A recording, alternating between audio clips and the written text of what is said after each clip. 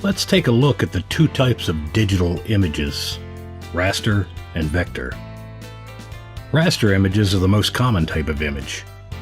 They're what you'll mostly find on websites and are the type of image produced by digital cameras and phones.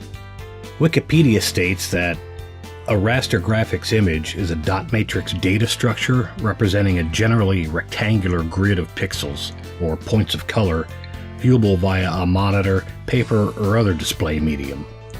Raster images are stored in image files with varying formats. An illustration of this is shown here on the Wikipedia page. When enlarged, individual pixels appear as squares. The more you enlarge the image, the larger the pixels become. Raster graphics have the advantage of being able to represent complex photorealistic images.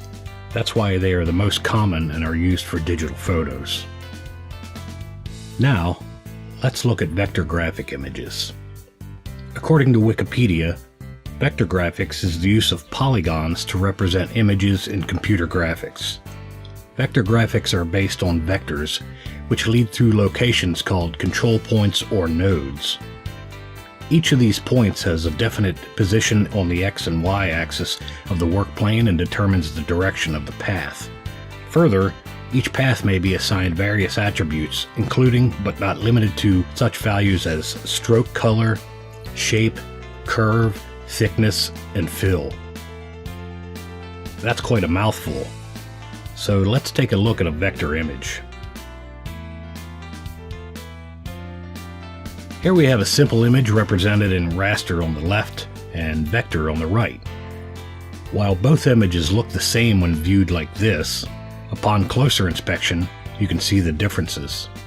The vector image is simply a series of control points, called anchors in Adobe Illustrator, connected by straight and curved lines, called paths here. The paths of the vector image have a color and stroke width assigned to them. The shape as a whole also has a fill color assigned, in this case green. When a vector image is saved, the file contains locations of the control points or anchors, as well as any paths with their respective widths and colors and fill colors. So why the heck does this matter? If you've ever dealt with a graphic artist or commercial printer, chances are they may have asked you for vector-based artwork. Say, for example, you own a small business that has a company logo.